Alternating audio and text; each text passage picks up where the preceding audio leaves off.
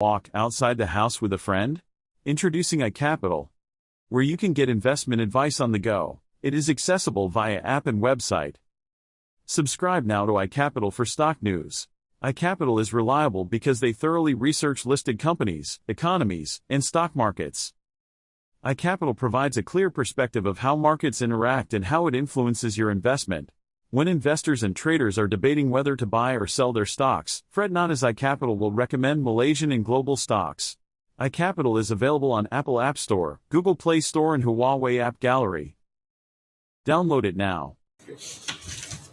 Hello, good morning everyone. Welcome back to our weekly Facebook and YouTube live session. Do follow us on our social media, Instagram, Facebook, Twitter, LinkedIn, TikTok, and subscribe to our YouTube and also iCapital.biz investment on the go. So do check it out. During the live session, if you have any questions, comments, or you want to share your thoughts on our topic that we discussed today, feel free to comment down below as well. And today, here with me, Mr. Tan, the speaker of today. How are you, Hengbo? Every Are you week, good? every week you ask me the same Yeah. question. Every week I give you the same answer. Yeah. Yeah, if I'm not good, I won't be here. I'll be dead already. Yeah.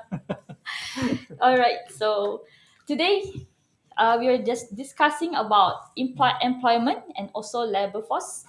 So, Tembu, what is your opinion about? No, I these think things? first we have to thank Mm-hmm. Mr. Chong Yu Kong, right? Mm-hmm. Yeah. He submitted a suggestion. He sent me a suggestion Yes. about a week ago, Yeah. On Wednesday.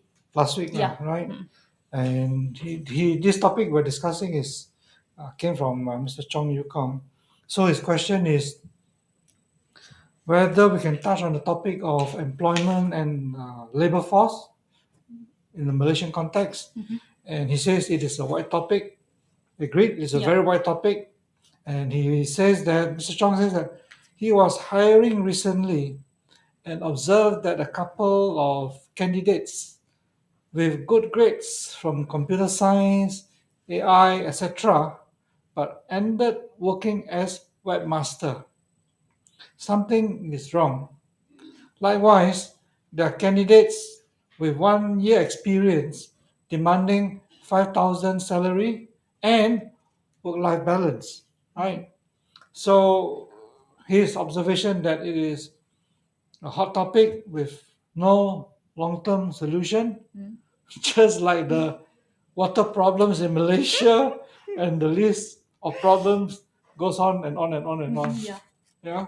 So that is the question posed by Mr. Chong Yu Kong.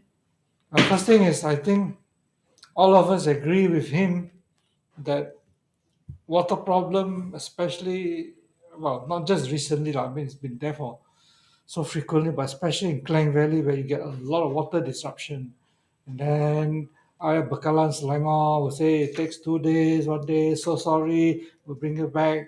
And then 2 months later, the water get disrupted again, and then they say sorry. Then 3 months later, the water supply get disrupted again. So yeah, the list really go on and on and on and on.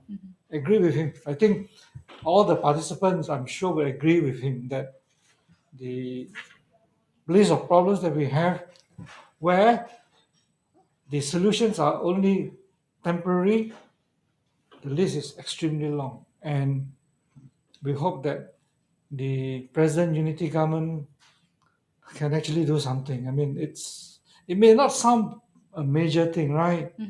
Water disruption, okay, 2 days. Then the government will send all the water tank and supply you only 2 days, 3 days. But if it happened once in 50 years, people can tolerate. But it happens like 10 times in a year, then how can we?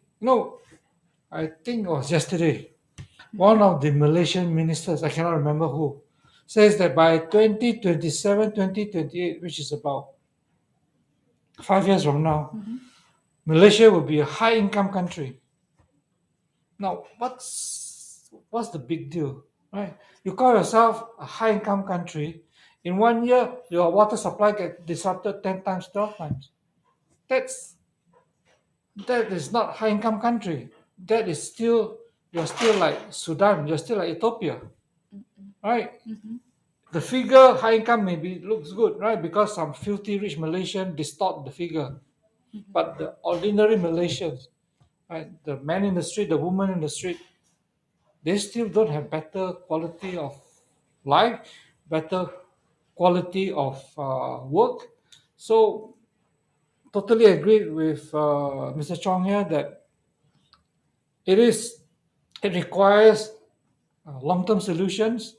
It requires major reforms, whether it's water disruption, whether it's traffic jam. Now the temporary solution is, oh, they open up more contra lanes for Klang Valley, right? Some on the highway, right? They open contra lanes so that at certain times you got more lanes, and hopefully the traffic jam will be not so severe. And then you got LRT not working. Yeah. And then the aero train in KLIA not working. Then, because I travel a lot, so it's very frustrating. And I don't know why our Minister of Transport is not sacking the whole, the company, Malaysia Airports Berhad. It's listed on Bursa Malaysia. Transport Minister should tell them, I will sack the whole lot of you. Because it's not just the aero train. That should have been repaired when the pandemic was on. Why do you wait until the economy reopen, when people are traveling, then only you're going to repair the aero train, right? And you go inside, after you go inside to the main satellite terminal, the one that where you have to take international flights, I don't know whether you all notice it, there's not a single pharmacy inside there. So the other day I was traveling, I wanted to go to a pharmacy to buy some medicine.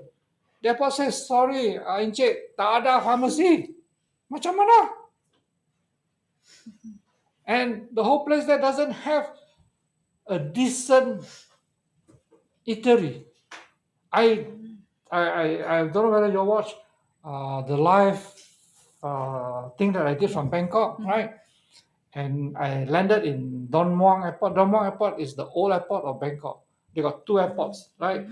The newer one, which is the main international one, which I cannot pronounce the name because it's a Thai name, right? But Dong Muang is the old one. Dong Muang is like our Subang Airport, right? Compare Dong Muang Airport, which is a very old airport, with our KLIA. I will put, let's say, on a scale of 1 to 10.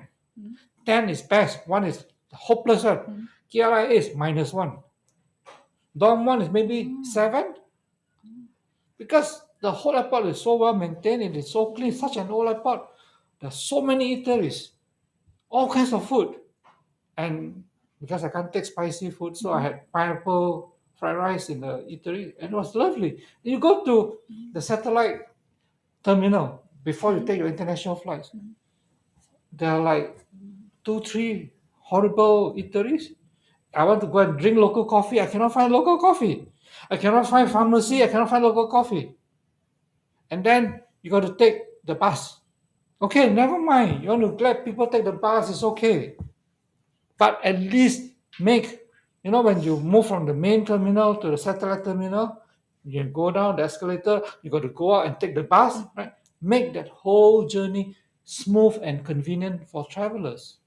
I'm a Malaysian, but what about the international travelers, right? Because, you always have a lot of luggage, right? You got to pull your bags, you want to pull your bags. So from the bus to where you want to go inside, take the escalator to go inside the terminal, that part of it is not properly paved. There are a lot of kengkang, the pavement, the part there is not even. So, your bag, you cannot pull it properly. So can't they just make a simple improvement like that? Because the bus is going to be used for 2 years. And then you want Malaysia to be a destination for tourism. And what is if I were with the Minister of Transport, if I were Anthony Loke, I'll tell them that, look, now we're going to develop Subang Airport again, right? But I don't want to give Malaysia Airport.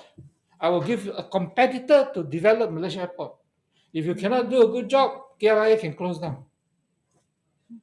Because I told you Bangkok, the Dong Muang, which is a very old airport, is very efficient.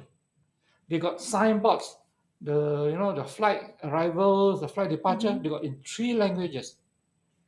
of course Thai lah, English lah, and Chinese, because they got a lot of Chinese tourists, right?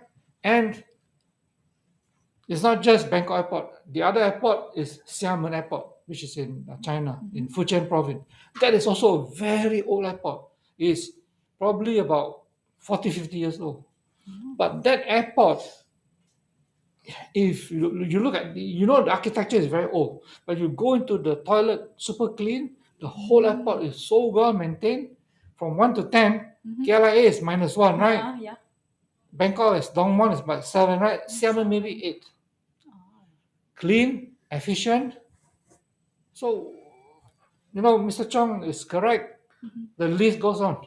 And this sort of things, it doesn't take, a person like me with no brain also can think of the solution. We got people in the government that got so many brains and they cannot think of the solution. What is wrong?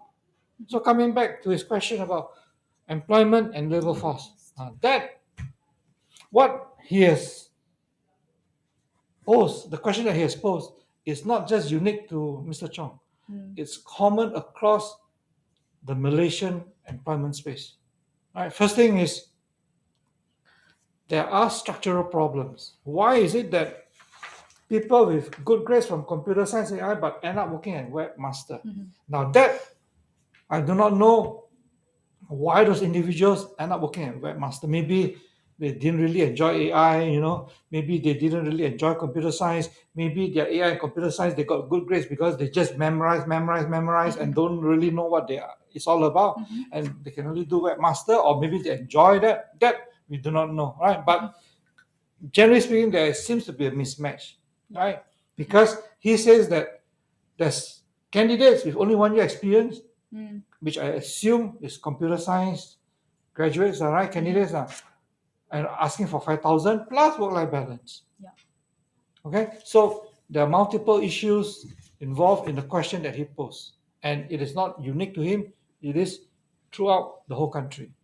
Okay, now first thing is you got to look back at a bit of history.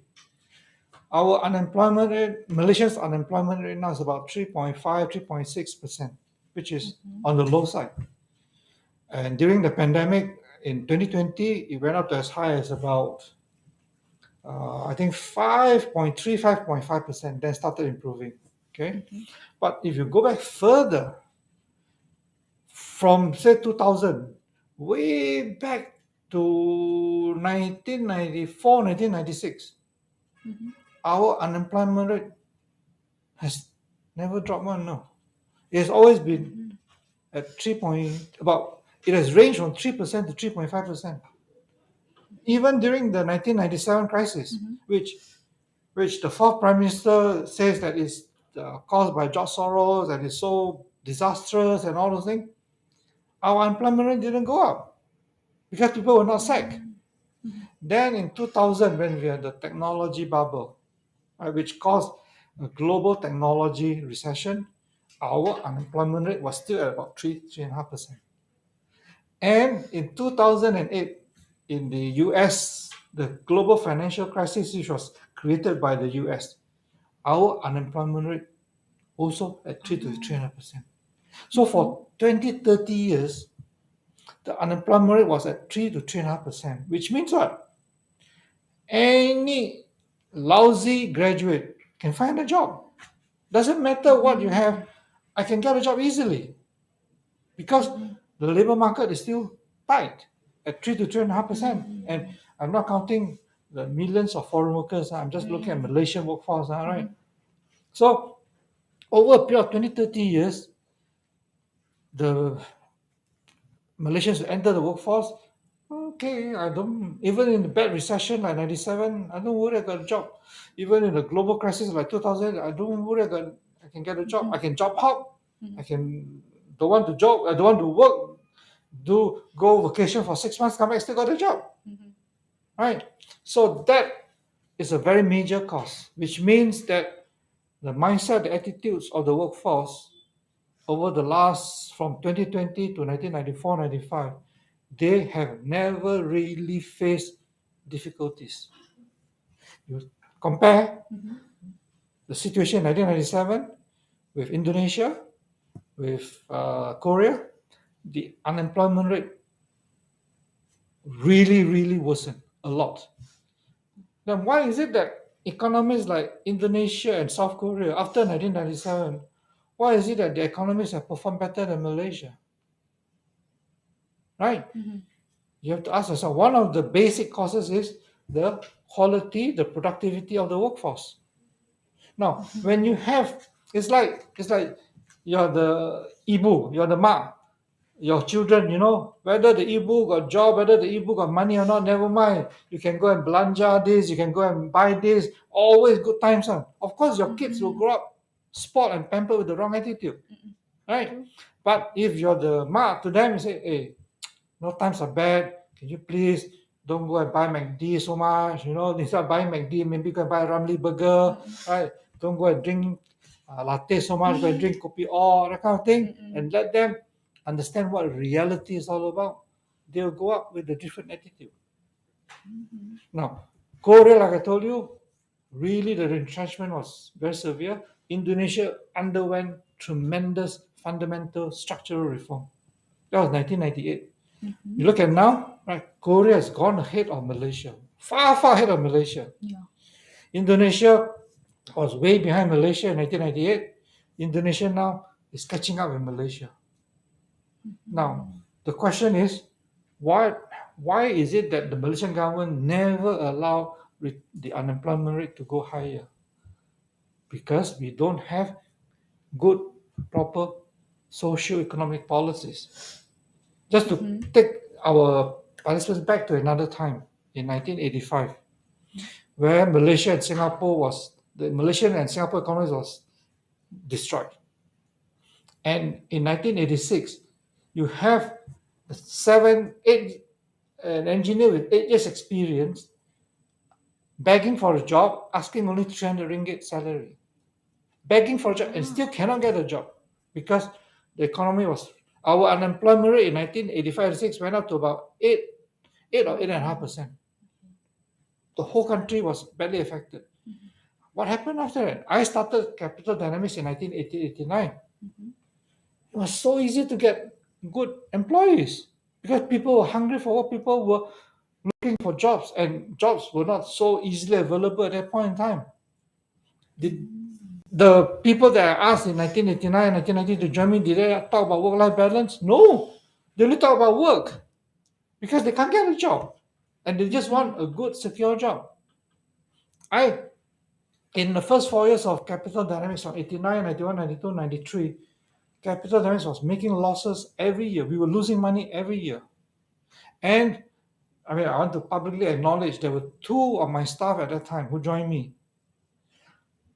Because of these 2, that I was able to carry, partly, I was able to carry Capital Dynamics through that 4 difficult years. One is, she's an econs analyst, Ng Chung Peng. The other is a quantitative analyst called Chew Lei Kian. Both were fresh graduates and they joined me. In that 4 years, 3 to 4 years that they were with me, in the early years of Capital Dynamics, they did not get a single cent of bonus, 0 pay increase, because the company was losing money. No pay increase, no bonus, and you know what? They work 7 days. They work as hard as me. Ng Chung Peng is an econs analyst. She was a top graduate from University of Malaya, number 1 in her class. She multitasks. She not only does economic analysis, she can do translation, she manages the library and administrative work, and she comes back on Sunday to help. Chew Lei Kian, who's from Teluk Intan, also fresh graduate in statistics. She's supposed to do quantitative analysis. She also multitasks. On that time, we had to do 1990, 91, people don't know us, so we had to do nationwide marketing. So at that time, I only drive a very old Mazda 323. A Mazda 323 is like Proton Saga, except that mine was worse than that because that time I was no money. So the roof of my Mazda 323 got rusty. So when it rains, the water will leak inside the car. So at that time, there's no such thing as North-South Highway. So we will go to Johor to do marketing. the drive from KL to Johor Bahru is about 8 hours, 6 hours, one way. Right? So we wake up early, and this quant analyst, this Chulakan, will join me, even though she's a quant, to help me do marketing on a Sunday. 3 to 4 years, no pay increase, no bonus, never complain. No such thing as work-life balance. Because, look, the determination to succeed, which is, in this case, it took us about 4 years before we can actually see our first profit. So to come back to Mr. Chong, why Malaysia's unemployment is important? Because when people, especially the younger generation, which I also blame on the parents, because a lot of Malaysian parents spoil their kids, pamper their kids, very pampered. So when you have that at home, and then you go out to the workforce, you can get a job anytime. I can go for vacation work in New Zealand. I can go for vacation work in US. I can stop working for 6 months and then come back and still get a job. Or better still, I go and job hop. Of course, you have this problem where the person has got 1 year experience, 5K and work-life balance. Because if Mr. Chong doesn't hire him, another person will hire him. Because the labor market is tight. So there'll be times when the labor market is tight, there'll be times when the labor market is not tight. But Malaysia doesn't have that. Malaysia is always tight labor market.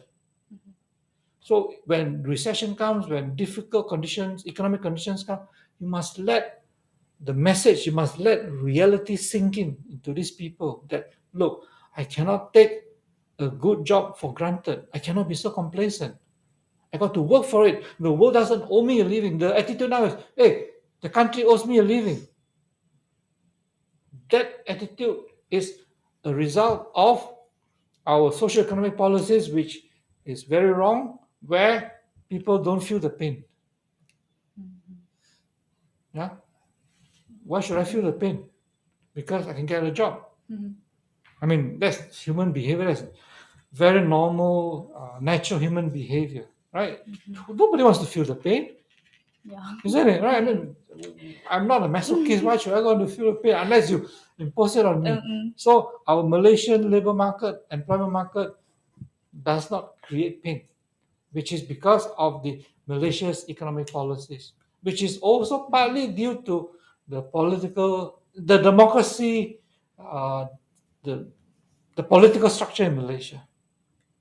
So that, from my observation, from my experience, from my analysis, is one of the basic cause why there is this big mismatch between the expectations of employers and expectations of employees. In this case, he asked specifically about computer science. Now then this goes back to another structural problem. In the past, we never had private universities, no private colleges, no Monash campus, no APU, no all those nonsense, right? We only had government universities, public universities, USM, UKM. Then our fourth prime minister, the orang bijak yang tak bijak, decided to privatize education. In 1996, we have a bill. I think it's called the Private Education Act or something like that. I cannot remember the exact name. But because of this act in 1996, private universities and colleges were allowed to be set up in Malaysia.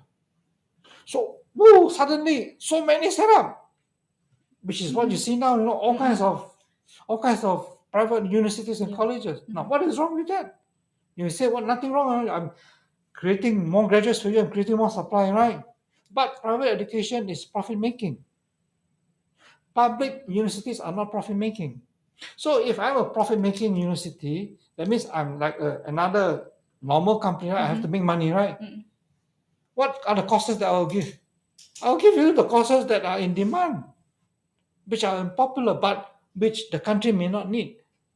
That's why you have a lot of graduates where people don't want employment, because that's not what the industry needs. That's what the universities can earn the most revenue. So you have tons and tons of universities producing accounting, finance, apa lagi? IT. IT, which is different from computer science, right? IT and computer science are totally different. IT is the easier one, computer science is the more difficult one. a lot of IT degrees, and a lot of those, I don't know what kind of degrees, but do employers need those? Does the country need those? No. Right? How many finance accounting grads do you need? What that has allowed, that Private Education Act has allowed, is that the type of graduates that we are producing is the wrong type, with the mismatch, where we should be focusing on STEM, the science, technology, engineering, and mathematics. We don't have enough of that. Until now, we don't have enough of that. That's why Mr. Chong has this experience where this 1 year computer science student, I think it's a computer science graduate, right? Asking for 5K, because there's a shortage of good computer science people. Okay, now what's the difference between computer science and IT? Computer science is a science. IT is information technology. One is a technology, one is a science. In the case of computer science, if you look at a good university that offers computer science, let's say some of the top computer science universities in US, right? Whether it's MIT or Carnegie Mellon or Berkeley, or you look at the Indian Institute of Technology (IIT) in India, which is a top IT computer science university in the world. Their syllabus doesn't teach you how to do Java programming. I mean, we know because we have gone to India a few times to recruit from IIT campuses. I've gone to MIT, I've gone to Caltech, which is a top technology university in the world. I've gone to Imperial College to recruit. You ask them whether you can do this Java programming. They say, no, we were never taught. The professor said, no, we didn't teach them. That is computer science because they teach you as a science. IT, information technology, is more application. Yeah, these are the people who know Java. These are the people who know Python. But you move away from Python, let's say, then they're lost already. So intellectually, IT is a lot easier. Intellectually, computer science is more difficult. Which is why when you look at computer science syllabus, discrete mathematics and I think continuous mathematics are compulsory subjects. Yeah, if I'm correct. So in this case here, this person who demands 5K is a product. The situation that Mr. Chong is saying is because of a mismatch between demand and supply. Yeah, the part where those who got good grades in computer science, AI, why they want to end up working as webmaster, I do not know. I do not know whether it's because of their individual preferences, right? Or because they got good grades in computer science, but they got it by memorizing and they don't even understand what the fundamentals of programming is all about. I do not know. Those are, I need more details from Mr. Chong, right? But when you come to this situation that he's talking about, a mismatch and wrong expectations because our unemployment rate has been too low for too long. And even in the severe recession, people don't suffer. That is bad. That is on the expectation side, right? On the quality and the type of graduates is because we privatize the education and we allow a lot of universities with a lot of nonsensical degrees which produce a lot of unsuitable candidates or graduates. Those are two of the major factors that I think, from my observation, from my experience, that contributed to this weird problem. Of course, in the case of IT and computer science, you have the pandemic to blame also, because you got suddenly all the internet companies, all the technology companies, all become so valuable. Everybody wants to set up. I cannot get a job. I'm at home, right? I'm locked down, right? Okay, let me set up an online business. Correct or not? So suddenly, the demand all came in. That is a temporary thing which you're now seeing a slowdown. Right? Now, because of the pandemic and because previously, in the case of the Western economies plus Japan, they have zero interest rate monetary policy because the economy was not doing well. So their official interest rate was zero. Now, what happens when you have zero interest rate? It encourages the private equity companies, the venture capital companies to fund a lot of technology startups. Now, this is linked to why Silicon Valley Bank went bankrupt. right? Because when it was zero interest rate, banks like Silicon Valley Bank and all that, which is catering to the technology startup, could get a lot of funding. I mean, zero interest rate. People don't know where to put, right? I put my money in Silicon Valley, and then the Silicon Valley will lend at very attractive interest rate to the technology startup. So this technology startup, because pandemic, I can start up this, I can start up that, I can start up Zoom and all that, right? Then the demand all came in within that 1 or 2 year period to create this severe shortage, which is why in last year, now it's 2023, right? 2022, because we recruit globally, we recruit from a top computer science university in Indonesia, fresh graduate. We offered him berapa? I think 4,000-5,000. This is Sing dollars, right? This is for Singapore office, $4,000 to $5,000. You say, okay, give me a few days to think. And then later, after 2 or 3 days, he called us back and said, no, he's not taking our offer. We said, why? Such a good salary. Oh, because Shopee offered him 7,000. Wow. 7,000 for a fresh graduate. Yeah. We offered 4,000. We thought, oh my goodness, our offer is really so good, way above market. Shopee offers 7,000. And of course, subsequently, what did Shopee do? E-commerce. No, Shopee, because they're losing money, so they started retrenching. Right? Of course, when you have zero interest rate, venture capital and private equity is flush with funds and looking for opportunities. And here you have a lot of e-commerce, a lot of online, a lot of technology related, which is related to computer science, suddenly booming. Wow, Shopee, because Shopee was listed, they got a lot of money from their IPO. A lot of cash. Okay, 10,000. Then, of course, end of last year, they started retrenching. Now, the message from the CEO of Shopee is no more for their staff, no more business class, all economy class. No more Starbucks coffee. So all cut, and retrenchment. Right. So you have this is more of a temporary. This one is because partly of the pandemic and the zero interest rate. Now interest rate in US has gone up to 5+%. Right. So these type of companies cannot tahan, cannot survive. And you're losing money, And then the venture capital, the private equity person now, if I don't invest in you, I go and put in the US treasury bills, I can get 5+%, no. Right? So the funding for this type of technology stuff has dried up.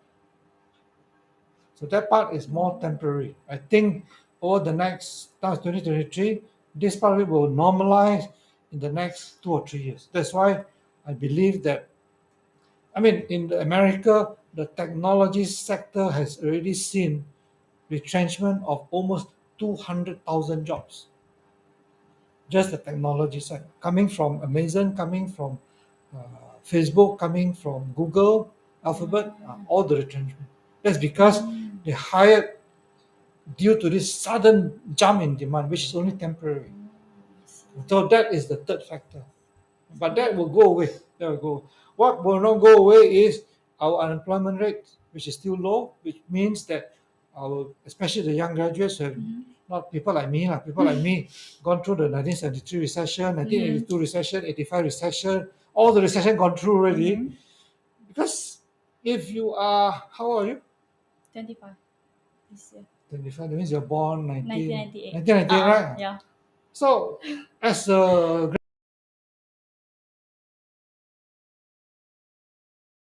graduate,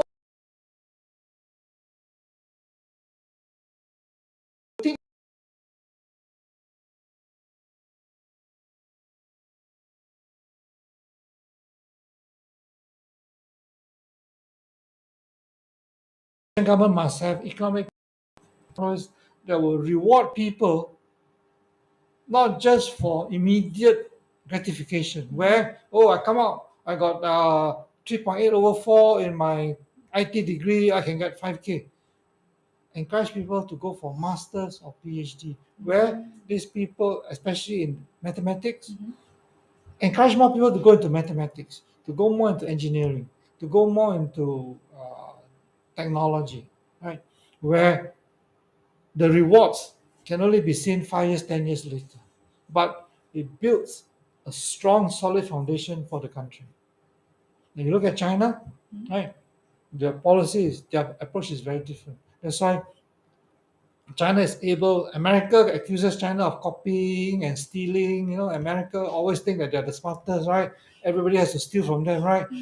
But what China does is they focus a lot on their graduates in their universities, a lot on STEM, the science, technology, engineering, and mathematics. So China produces the most number of STEM graduates in the whole world. And not just at the bachelor degree, masters and PhD. So in terms of PhDs, China now has got more. I'm talking about the STEM side now. Has got more PhD than America. But these are people who come and work for you not because of salary, but because I want to do maybe fundamental research where people have not done it before, right? And I may get the breakthrough 5 years, 10 years later. We don't have that. We don't even have a proper postgraduate university. Yeah, UM has got postgraduate now, US has got, but there's no one good dedicated postgraduate universities that, for example, focuses on STEM. So these are long-term structural problems which none of the Malaysian government, whether it's the current government, the Muhyiddin government, the Ismail Sabri government, the Najib government, the Mahathir government, whichever the government is, none of them has attempted to solve this problem. So that is a structural issue. We got some question from Sorry, I Facebook. spoke too much. It's okay. It's a nice, interesting topic. So Mr. Tan, Wai Chun asked from Facebook, Mr. Tan, where are your two earliest staff working now? The one that you mentioned. That was 30 over years ago, Wan Chun. I think the quant analyst, the last time I met her accidentally somewhere, she I think migrated to Vietnam. She's got a family. I think she migrated to Vietnam already. And the econs analyst, I'm not sure where she's gone to. Many years later, she applied to join me again. I think 13, 14 years later, she applied to join us again. But I'm not sure where they've gone. But I have to thank publicly Ng Chun Peng, that's the econs analyst, and Chiu Lei Kian, the quant, for making the sacrifices. Because at that time, to run Capital Dynamics, I'm always worried whether I got enough money to pay the sewa, the rental, and the gaji for the next month, because we had so little cash. The business was loss making. So because of their sacrifices, they can do so many things for 4 years, no pay increase, no bonus. That's why we are able to survive. And also, Wai Chun adds, universities should teach people how to think. If they can think, they will be able to think of solutions to any problem. Agreed. The thinking skills is lacking, is almost zero, but that's because most of our lecturers and all that cannot think also. So if our lecturers cannot think, our professors cannot think, then how do you expect the students to think? I totally agree, Wai Chun. The thinking skills is one of the most important skills to teach. That is why in my company here, I always reply to you all in your email, right? Yeah. Think when you work. Think when you're not working. Think. Always think. But I don't think it can be introduced in Malaysia because we don't have a government that thinks. The government doesn't think, the university doesn't think, therefore the students don't think. So it's not a thinking country. Okay. And from YouTube, Nasruddin Sultan, he asked, does foreigner worker have impact on our graduate? If so, how? Okay. That's a good question. We in the past, we never had foreign workers on. No. Our rubber trees were tapped by the Indian workers. Our paddy fields were harvested by our Malay workers. Our tin mines were worked by the Chinese workers. We never had foreign workers. Then our fourth prime minister, the one without brain one, right? Because the economy was overheating. He doesn't even know what it's like when the economy is overheating. So the economy overheated, therefore no choice. You cannot find labor supply anymore. Remember I told you 89, 90, 91, the attitude of Malaysian workers were damn good. Yeah. By 95, 96 it was different. So no choice, you got to open up to foreign workers, you got to import the foreign workers. That's how we got foreign workers. Now, there are two levels. One is at the low wage, low skill. One is at the high value add, the high wages one. Unfortunately, Malaysia takes in a lot of the low wage, low skill. Which means what?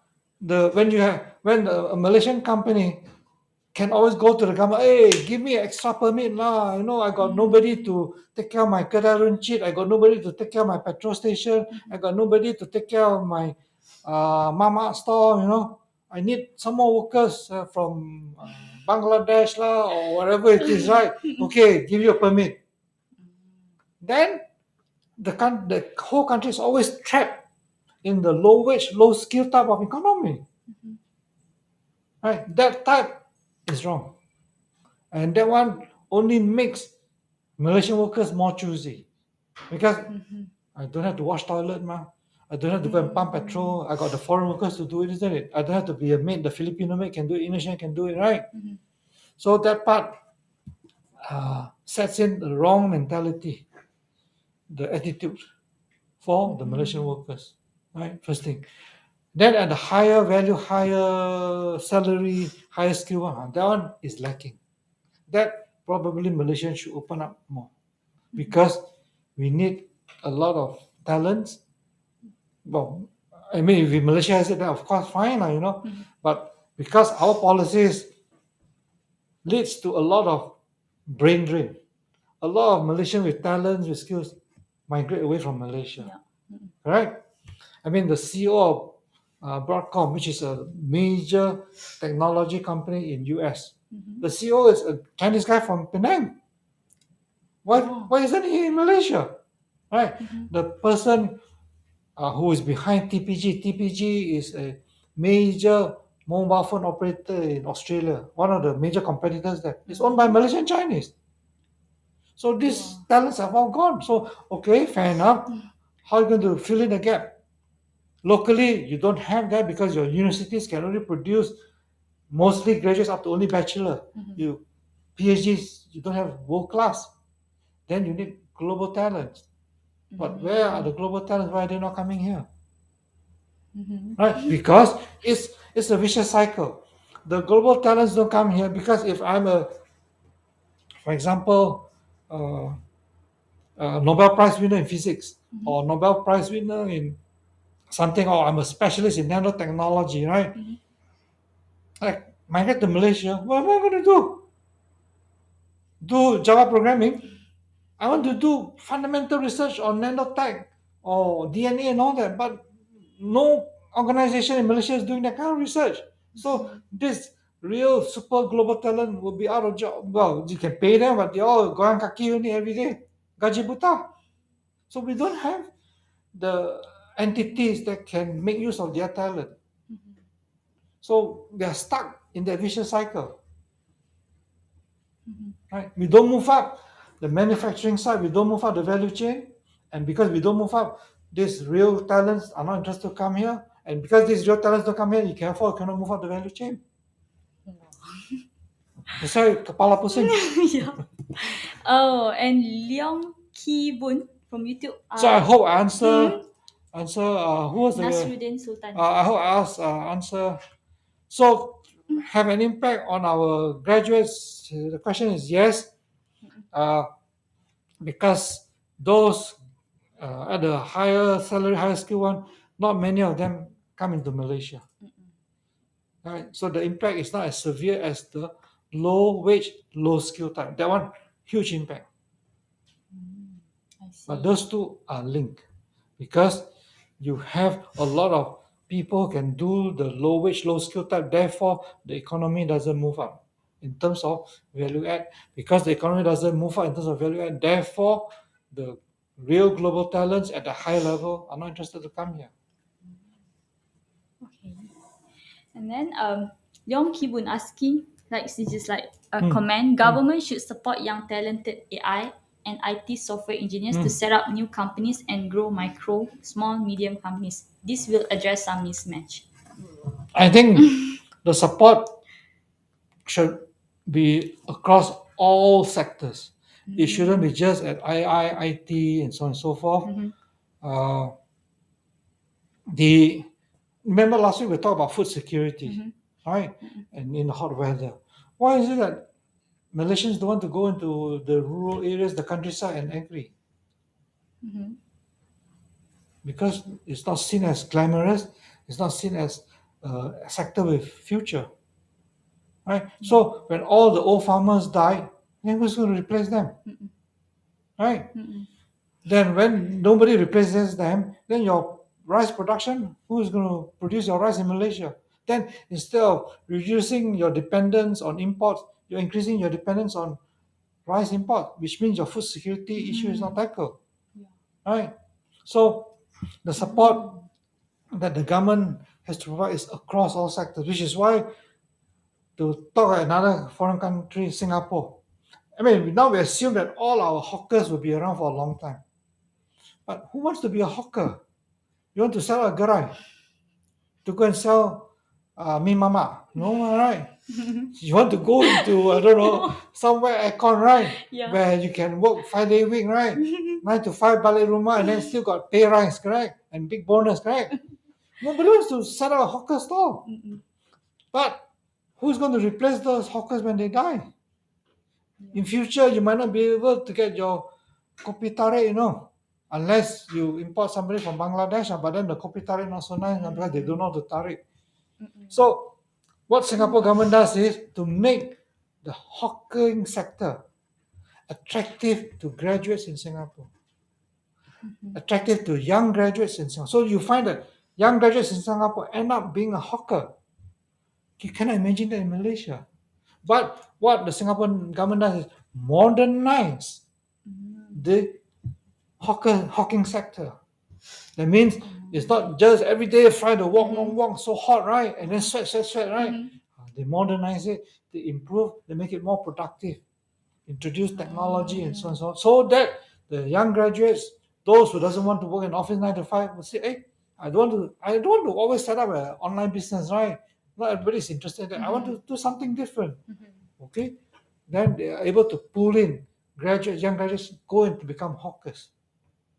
That is something that is amazing. So yes, the support should be young, talented, whether it's young or old, the government should support. As long as the support is supporting the right areas, the right people. Because if the government doesn't do it properly, a lot of money will be wasted. You can easily just give 10,000, 20,000 to whoever wants to start up. But then by the end of 2 years, you find that 1 billion is all gone and then no person has succeeded. So a great IT AI, but I want to expand it to across. I want to encourage young Malaysians to go into agricultural sector. Now, China has a policy called rural revitalization strategy. That means they want to revitalize the rural sector because all the young people move away from the countryside into the urban. It's like Malaysia here, right?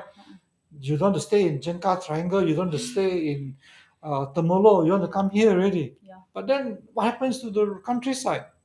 So what the government in China does is encourage the young graduates, these are graduates from top universities like from Tsinghua University, all right, to go to the rural sector and then modernize, revitalize the sector.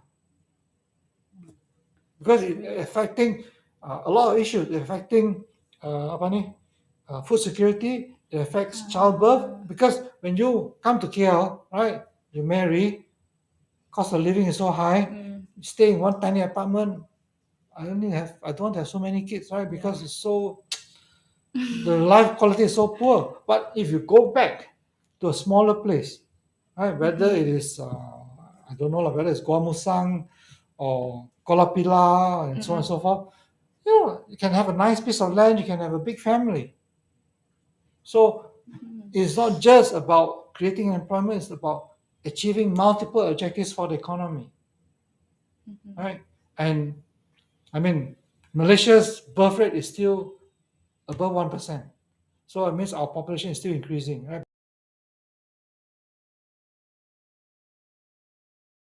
By slowing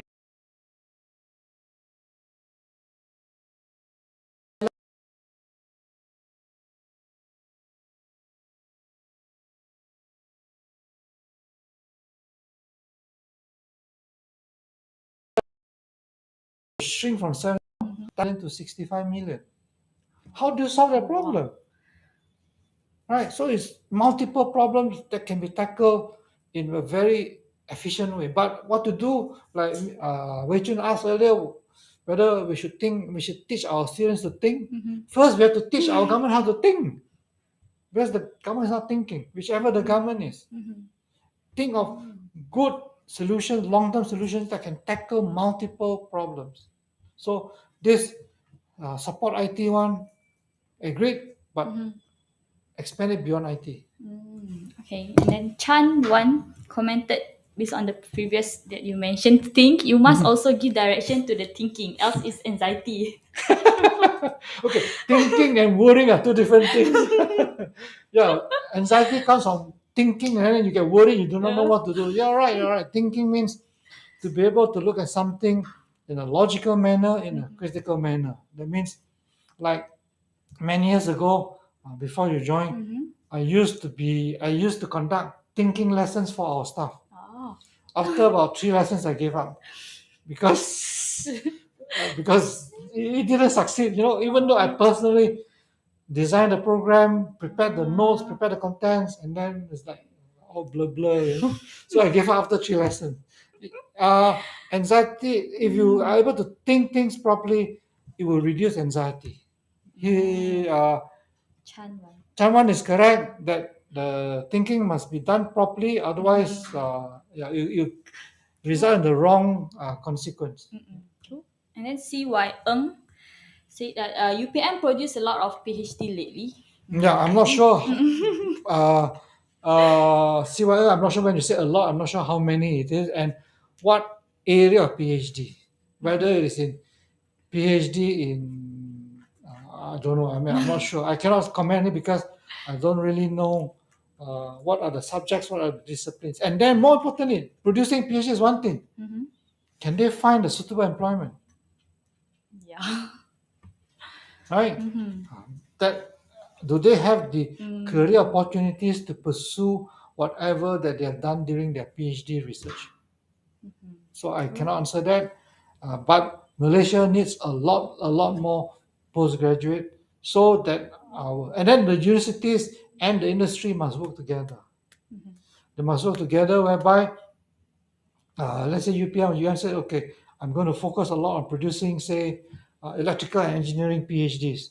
Okay, industries, semicon side, how many do you need, what areas, and so on and so forth, so that the industry maybe can sponsor and finance it. And then when they graduate, they can find immediate jobs. Otherwise, if I work, PhD is difficult after 5 years, right? I cannot find a job. How? It'll be very disillusioning. And then Terence Ng from Facebook asking, what would be the top 5 most in-demand jobs in 10 years' time, sir? Oh gosh. The most in demand will be those where you find that most people would not have gone to study for their degrees. You see, once upon a time, which was, I think, I cannot remember how many years ago, computer science and IT graduates were very easy to employ because the local universities, private and government, produced too many IT and computer science graduates, and you could just close your eyes and just you can get a lot of them already. Then, of course, the demand side pick up and then absorb all the surplus. But at one point in time, there was surplus of computer science and IT graduates in Malaysia. You could get very cheap, right? So this question, what would be the most in demand, would be those where most of the young Malaysians do not go and study. Those that go into accounting, IT, 5 years, 10 years from now, when the supply catches up with demand, then you find that the boom is over. So I do not know, maybe agricultural science, biotech. Nobody wants to go into agricultural science. Yeah. It's so like tak cantik, tak glamorous, right? Go back, go and plant rambutan tree, durian tree. But that's because people don't see the upside to it. So if you ask me, I think agricultural science or environmental engineering or biotechnology or simple, basic scientific STEM discipline, pure mathematics. I see. I've been wanting to recruit a good mathematician for a long time. I cannot find one. Right? Whether bachelor, masters, or PhD, you can give me 5 mathematics graduates, I'll employ them immediately. But I cannot find. So maybe Terence. Terence, maybe you want to do a PhD in mathematics, then we'll be more than happy. Or in the pure sciences, in like physics, people look down on physics, people look down on chemistry. But these are building blocks. If you're good in physics, you can go into a lot of other things from there. If you're good in chemistry, you can move on to a master's in industrial chemistry or many different types of chemistry which the industry would need. So those, even if Malaysia doesn't have the demand for it, you can be pretty sure countries like Singapore and all that would snatch you up. Okay, so we are getting more comments and questions. So from Vince Lim, Mhm. he asked, "What do you think layman Malaysians can start to do to address this calamity? A lot are urged to migrate, which won't solve the problem." Yeah, migrating won't solve the problem. I totally agree, with what's his name? Vince, Vince right? In fact, by not migrating, you help Malaysia to solve the problem. Because when you migrate, I mean, one issue why we have this mismatch in Malaysia is because a lot of them migrate to Singapore. Singapore churi a lot of our Malaysians, right? Because how to compare with them? One Sing dollar is 3.3 ringgit, right? Yeah. I pay you 3,000 Sing, it's really 10,000 ringgit. How to compare with that? And then for them, 3,000 Sing is only basic salary. Yeah. If I pay you 5,000 Sing, that's 16,000 ringgit. So Malaysian, a lot of them moved to Singapore. That part, I mean, how to say, a lot of people have got personal factors to consider. They want to move there because they want to save and so on and so forth. But from a country's point of view, we lose a lot of talent. And so sad that the country doesn't want to do something to retain them. Of course, I'm sure not every Malaysian want to migrate for monetary reason alone, right? I mean, if I can say 4-5,000 in Malaysia versus say the equivalent of 10,000 working in Singapore, sometimes people will say that 4-5,000 difference, I can offset it with other positive things if I stay back in Malaysia. So the thing is, the Malaysian government is not creating an environment conducive for more Malaysians to stay back. That is something that whichever the government is must do. Look beyond whether it's a Malay, it's a Chinese or Indian, they are Malaysian. Make it attractive for them to stay back. All right, first thing. And then uh, the other part of the question is to address this calamity. It's a calamity. I think that's a good word to use. It's a calamity. Some are short-term solution, but they will solve only for short temporary. A lot of the solutions require fundamental reforms, fundamental changes, which politically it will take Malaysia quite a lot of time to do, right? I mean, to be able to move, for example, this was many years ago. This was 10, 12 years ago.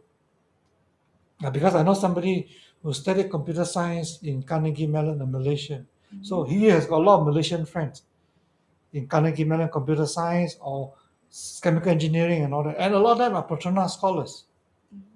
Right? Yeah. These are, I mean, to get into Carnegie Mellon, you must get at not only at A levels, you must do very well in SAT and so on and so on. Carnegie Mellon is the equivalent of MIT, Stanford, and Berkeley. So you have many Petronas scholars there. And the problem is when they graduated, they got no jobs. They cannot find a job. And they go back to Petronas, they do all the tidak apa kind of work, which doesn't, they feel very useless. They don't feel that whatever they've studied so hard is being fully utilized. So here you have Petronas, which is a huge, filthy rich Malaysian institution, government institution, that is able to send able to get these people to go on their scholarship, come back, don't use them. And then the people who get promoted are for political reason, for because I'm other brother with this person. So those who are really good don't get promoted and they leave and they get frustrated. So the root cause is the policies of the government are wrong. It has to be. We have to recognize. We have to recognize the fact that Malaysia is multiracial, multi-religion. We cannot move to the extreme of being purely meritocracy, purely performance-based. Right? You can't, because they'll create a lot of dissatisfaction among different communities. And you have to recognize that some communities are more advanced. Some communities still got to catch up. So if you don't have a balance between meritocracy and the other factors, the other social factors, then the country would have a lot of very unhappy people. But our policies, our Malaysian government policies, I mean, all the years is we have we have moved away from performance. This is performance, one end. This is the non-performance, which is you take care of race factor, religious factor, whatever, right? So we move towards too much to this side. We got to move, not towards this extreme end, but more towards this side. So that instead of 1 million Malaysians migrating, you may have 600,000 Malaysians migrating, you have at least 400,000 Malaysians left. That's my solution. But it requires the government to have a lot of political courage, a lot of political will, and a government that can think. Because to implement this type of policy, you cannot just say, oh, tomorrow I'm going to have this kind of policies and expect the people to accept. No, you must be able to prepare the population, right? You must have a 5-year, 10-year, 20-year horizon that we're going to do this, and then prepare the people, right?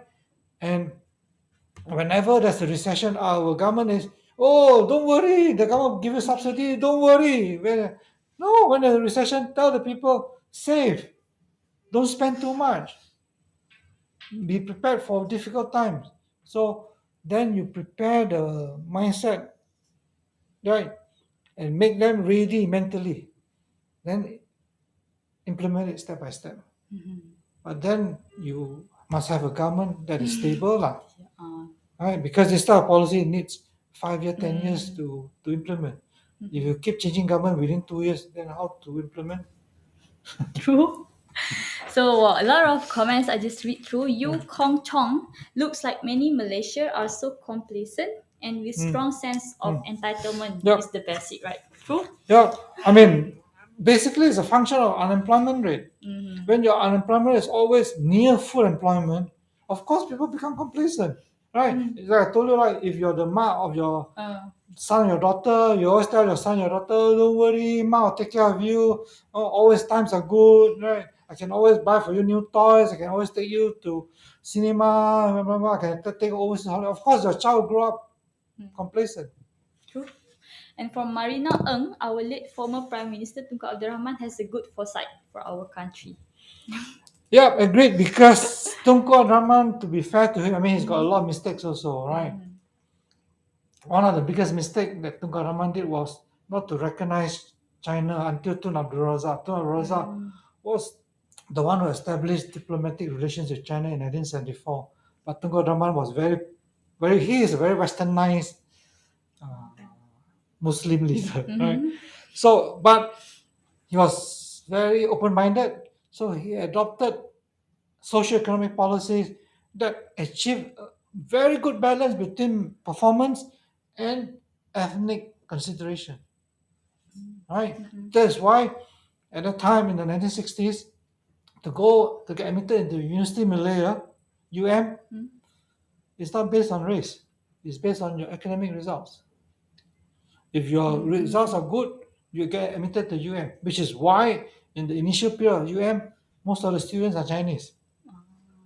A lot of the students were not Malays, right?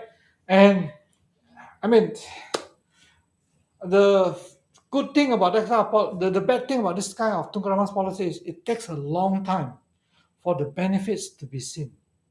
And then in the late 60s, you have the very impatient people. Like, for example, what is known as the ultras, the UMNO ultras. People like the fourth prime minister, who is super ultra, who criticized Tunku Abdul Rahman like crazy, who actually led a group of ultras within UMNO to kick Tunku Abdul Rahman out. And then people like the young Musa Hitam at that time, right? People, there are a bunch of them. And they felt that Tunku Abdul Rahman was giving too much to the non-Malays. Whereas the non-Malays felt that Tunku Abdul Rahman was giving too much to the Malays. When you have both sides of the country complaining, criticizing, then you got the correct balance already. Because both sides are not happy. That's the fine balance. So we created that. But then within UMNO itself, you have a lot of leaders who were very race-based and feel that Tunku Abdul Rahman has not protected the rights of the Malays and the development of the Malays, and therefore kick him out. But had his policies been allowed to continue, at that time, don't forget, English was the main language. I come from Malostar. I would say all, 90% of my classmates are Malays. In my class, I only had 2 Chinese, myself and another guy. The rest of the guys are all Malays, and I think 2 Indians, right? So all my Malay friends speak good English. So nowadays you hear of excuse, Malay in the rural area cannot learn English, no opportunity. I was in Alostar is so backward in the 60s, so ulu. But all my classmates, and our first prime minister came from Alostar, our fourth prime minister also came from Alostar. So to them, they were very fluent in English. So at that time, the policies were very forward-looking. But we had the young UMNO ultras who can't think, who cannot think forward, who can only think backwards. They only look backwards. So that's why the very forward-looking policies of Tunku Abdul Rahman were all abandoned. That's why English was kicked out. And then University Malay admission is based on NEP, not based on performance anymore. And previously, the vice chancellor of UM, even the vice chancellor got masalah. And there were 2 times in UM, there were 2 vice chancellors for a short while who were Chinese. One of them, I think he must have been very frustrated, left UM and became the vice chancellor of University of Hong Kong. So we lost talent, right? So to come back to this question, right, about Tunku Abdul Rahman, yes, he developed Tunku Abdul Rahman emphasized a lot on the agriculture sector. He modernized the agriculture sector, and a lot of people think that the fourth prime minister is the person who industrialized Malaysia. Right? Most people think that he industrialized Malaysia. My answer to that's bullshit. There's a lot of BS, big BS. Because industrialization in Malaysia started in 1961 under Tunku Abdul Rahman. I know because I came to Petaling Jaya in 1961. Petaling Jaya was just at the beginning. That time, PJ and Subang Jaya is so many people, right? That time, they were clearing the red earth to build factories. Yeah, Dunlop factories, make tires, make soap. That is the beginning of industrialization. So Tunku Abdul Rahman emphasized industrialization, emphasized the agri side on a balanced way. He introduced double cropping in Kedah, set up the Muda irrigation system so that the income of the farmers immediately double because I can crop 2 times. Right? So I become more, I wouldn't say richer, I got more income. So his policies, who said this? Marina. Marina is correct. Tunku Abdul Rahman's policies were very far-sighted, but we don't have young UMNO leaders at that time. Like I said, their eyesight can only look backwards. Okay, one suggestion for next topic from KXLX. He said, I would request Mr. Tan Tengwu to share his opinion in his next topic. Will China invade Taiwan under presidency? Very simple. China will not invade. China will not invade Taiwan, but United States will pressurize, will do all kinds of dirty tricks to push China in that direction.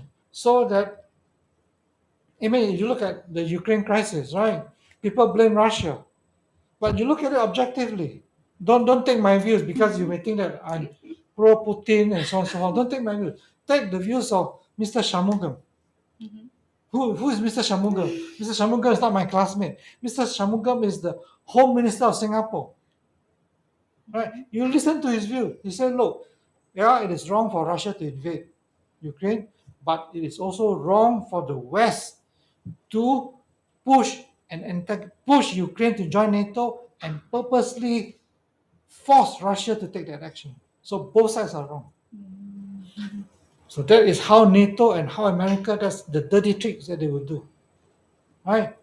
They'll push China, purposely get the American politicians to go to Taiwan, visit Taiwan, and then get the stupid former Prime Minister of Britain, Liz Truss, right, who stayed as a Prime Minister of England only for 46 days. In that 46 days, Liz Truss almost destroyed the British economy and almost created a global financial crisis. Went to Taiwan, purposely antagonized China, right? So that is the strategy of America, so that China will take the first step and then condemn China. Wow, you invaded Taiwan. Just like now, the whole world condemns Russia. But on China's side, to invade Taiwan is a lose-lose. What can China gain? Right? You fight. Your TSMC factory, you bomb, you destroy it. There's no more factory there already. What do I do? Right? So the Chinese leaders are very rational. They're very rational and not hypocritical. So they'll just wait. And till the day will come when Taiwan is reunited with China. Okay, last but not least, from Gui Kai Leong, with the expert major investment due to our PM from China, especially in automobile and technology, what can we foresee? How the workforce supply be worked out? Okay, I think maybe we can leave this for another day Yeah. because we're supposed to talk about employment Sorry. and labor force, Involved, right? yeah. We can leave that for Yeah, next. even the next comment, Chi Seng Li, if China invade Taiwan, there will be capital fight from China, Western world wish. We'll leave this for another topic. Yeah, true. For another day. Sorry, for another day. For another Facebook Live. Okay, another last one from Marina Ng. She adds, our mind has been controlled with all our life and no thinking skill has been teach and follow only. I mean, to Marina, I agree 100%. And it's what to do. Our syllabus is like that. Our the policy doesn't focus on those things. Ability to think doesn't allow you to get a good salary, that kind of stuff. It's very long term. Malaysians are not taught the virtues of delayed gratification. We are taught the virtues of instant gratification. Right? There's this famous experiment done in Stanford University many years ago, where there was a group of young children, I think about 5-6 years old. So the person came and told these children, I'm going to give you marshmallow. Right? Each one of you, I can give you one marshmallow. Okay, before the experimenter gave out the marshmallow to the children, then he told the children, okay, if you can wait for 1 hour, I'll give you 3 marshmallow. And to test them and see whether they're prepared to wait. So that kind of instant gratification is very common in Malaysia. The ability to think long term and work hard and achieve results for the long term, we don't have that. Oh, interesting. So I think that's all for today. Thank you so much everyone for watching our live session, and thank you to Mr. Tan Tembu for a very Thank you. informed sharing session. So that's all for today. Thank you guys. Don't forget to share, likes, and And comments. continue with your suggestion. I Yeah. mean, today's topic was suggested by Chong Yu Kong. I think it was a great topic. Yeah. We would love for more suggestions, right? True. And don't forget to don't only like but subscribe to www.icapital.biz. True. Okay, so till we meet again for the next live session. Thank you everyone. Okay. Happy Bye-bye. weekend. Bye bye.